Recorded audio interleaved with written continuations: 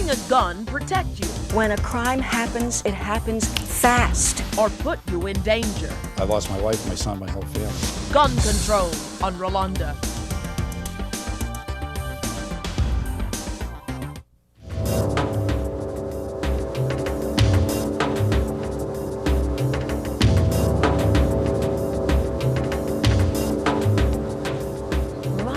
Goodness, what you were just looking at there, video of Peter being pounced on by a tiger just a few years ago.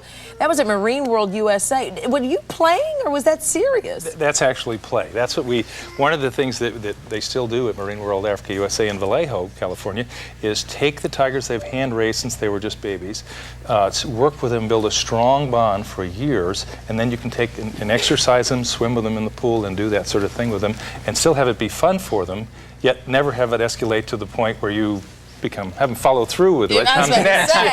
What is it like? Because they're such heavy animals and they're big animals, and to some people they signify like attack. Well, How they do you? They do get big quickly. Okay, you just answered the question. Because I'd let him pounce all over me too, maybe. Okay. Hello. Will he bite or scratch? Actually, you know, all wild animals can bite or scratch. And this is a little Siberian tiger, just a few months old. And if you look now, you can see he does have very sharp claws and teeth. Yeah. And he's been bottle raised.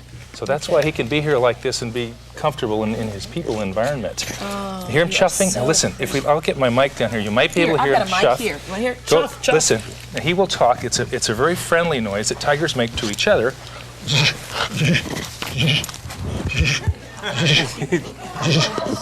Move it away now. We don't need it.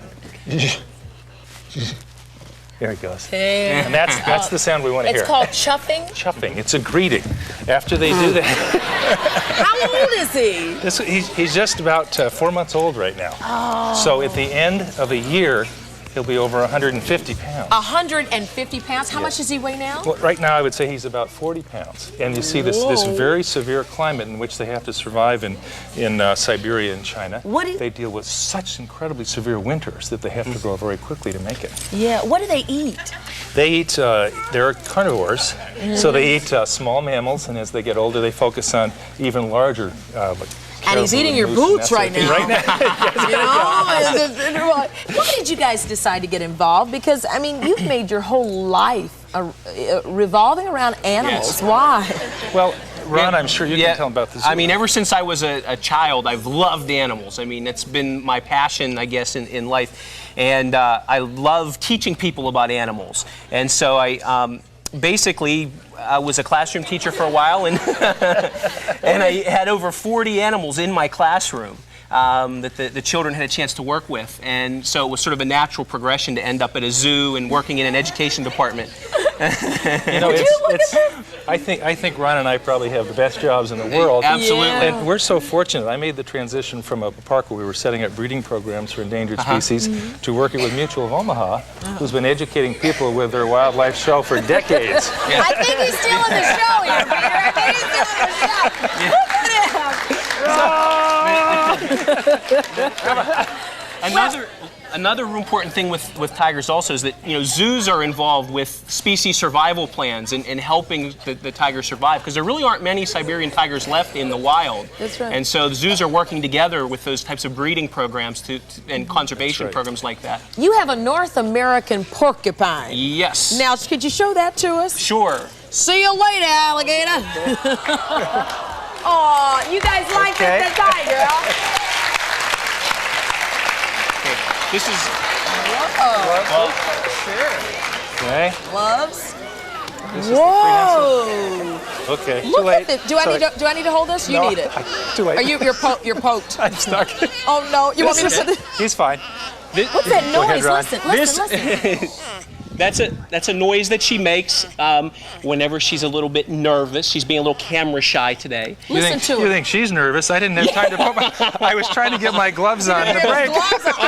I'm not touching the thing. Well, actually, just if you let her go up on your shoulder, she'll sit up on there usually. Oh, you mean closer to my head? Yes. Anyway.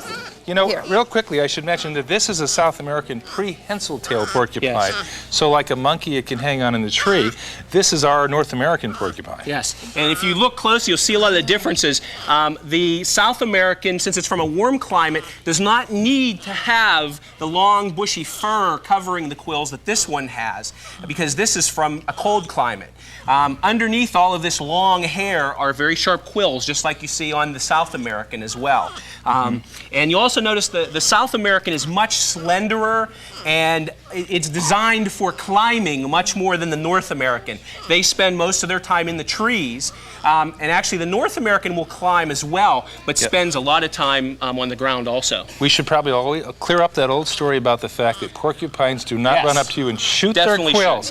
What happens to protect themselves is if something bumps into them, say like my arm here. Look at that. Look Then at you that. this is simply his form of defense. Now he doesn't actually shoot them. They're basically they're hollow hairs, and anything trying to eat this, believe me, is going to have a problem when they get away to live another day. And if you eat anything else, you can do Some animals have devised ways, though, that they can flip the porcupines over. Fishers, some birds of prey, and they'll flip them over and they get to the soft belly, and then they can eat them. But there aren't a lot of animals that do that. And we should mention when they're born, people wonder how can they possibly be born when they have quills like this. They're actually born with almost no quills at all, and then they're very waxy and flat, and within 24 hours they start to get hard. Look how sharp that was. That just stuck me in the finger right here. You know, this can be a dangerous job. Up next, I want you to see what it's like having your leg caught in the jaws of an alligator. We're going to find out how Peter survived that attack as we continue with more animal adventures right after this.